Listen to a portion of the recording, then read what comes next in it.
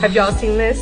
When you close your eyes and think about the future, do they involve children? And if they do involve children, what do you think they're gonna look like? Welcome to She Knows DNA. My name is Mia Vanna, and I am a board-certified genetic counselor. Those that don't have children yet, what do you think your baby's gonna look like? For me, I feel like they're gonna have a big forehead, really fine head like me, especially the girls. Full of personality. Some of them are going to be tall, especially like the boys. And I wonder if they're athletic like myself. Now that all sounds all good and fun, especially when it's in your imagination. But how far would you go in order to make that exact imaginary child come to fruition? See, that was a big question. So let's talk about it. Actually, let's get into it. Let's talk about designer babies. Another part of genetics is gene editing, to where we are correcting something that we deemed has been broken or messed up that needs to be fixed. Therefore, with designer babies, there can be some gene editing that happens in that embryo before it's implanted into mom, or even if it is, corrected through the mom's egg, dad's sperm. You're literally correcting and changing the DNA in order to get a desired result, whether that is facial features or maybe the presence or taking away a genetic condition. Now, when it comes to designer babies, it doesn't have to be that deep in the lab, going gene by gene. What if it is, making sure that your child does not have Down syndrome? Or if you have achondroplasia or dwarfism, you want to have a child with dwarfism. Does that still count as a designer baby, or is it just a reasonable choice? All of these things come into play, especially for IVF, which is also known as in vitro fertilization. IVF is more than just taking an egg, taking a sperm, connecting them, and then putting it back in. There are a number of things that can happen with that embryo before being implanted, such as genetic testing. There is something called PGT, or pre-implantation genetic testing, to where you are literally doing genetic testing on the embryos before they are implanted, to which you can look for a number of things. There is PGT-A, which is aneuploidy, so checking to see if there's an abnormal number of chromosomes like Down syndrome. There's PGT-M, to where they are looking at one specific gene to see if that gene is affected that may cause a genetic condition. Those are things like sickle cell. And then there's PGT-SR, standing for structural rearrangement. Are all of the pieces of the chromosome where they're supposed to be?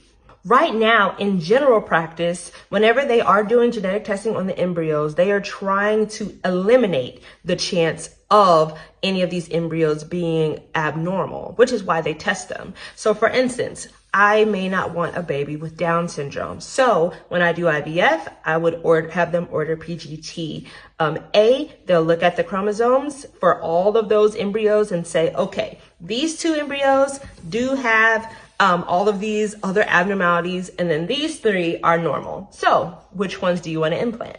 Not only do they have that as a choice, but depending on the fertility clinic that you go to, they have their own rules about what embryos they will and will not implant. All of this falls under a huge ethics umbrella. I am not an ethics person, but I definitely am a genetics person, and I do know these things happen. What is a hot topic, though, is what conditions do we test for that really we may think we don't want, but yet people in that community may feel like they do not like to be seen as being disabled. Now let's think on the end of that fertility clinic that they chose.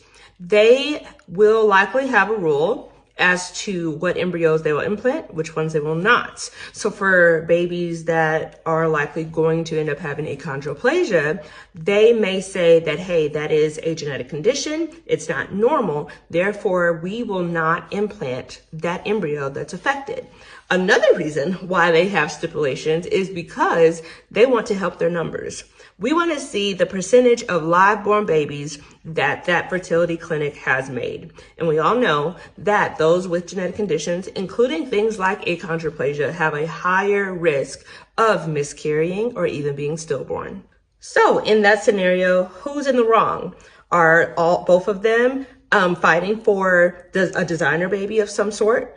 Or is it really sticky and not a solid line that we draw in the sand? Another thing to think about is eugenics. When we hear about eugenics, a lot of times we think about how the Nazis wanted to get rid of all Jews and all those that are disabled. Whenever you're talking about eugenics, you are literally trying to eliminate a certain trait and rise up more people with this same trait. So, for instance, if we're talking about that fertility clinic that will not implant an embryo with achondroplasia, is that technically eugenics of us not wanting to have any people at all with achondroplasia living on this earth? And by choosing not to, you're definitely helping that eugenics piece. Me going through this topic is not to shame anyone or tell anyone that they're doing things wrong or what they desire, especially through IVF, that being wrong. That's not the case. More so, what I hope that this does show you is that when it comes to science and even specifically genetics, everything is not black or white. There's a lot of mud, a whole lot of mud in the middle. But listen, is it so bad that all of you may want a designer baby, AKA someone that looks exactly like me? Does it count that I do have some designer? I have a beautiful tail fart back. That's a designer.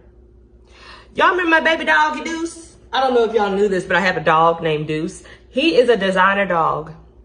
Because I specifically looked for a specific type of doodle. I wanted a miniature F1B doodle. He is a miniature Aussie doodle. 25% Australian Shepherd, 75% poodle. That's the cutest dog I've ever seen. Do y'all have opinions on this topic? If you do, make sure you comment below and let's have a conversation. And now to leave you with words of wisdom. If you recall my video that came out right before Thanksgiving, I talked about, the competitiveness of my family when it comes to all the games and things that we'll do when the family comes together. Look at this clip.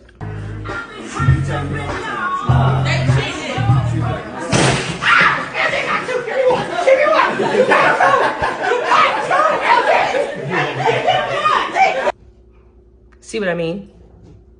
But y'all, it is still the holiday season, meaning that if you're not about that life, move away from the table. You don't have to play. In that clip, there were some people that I had never met ever in my life until that moment, and they still got that work. Okay, this is how my family bonds. Yeah, that was a good time.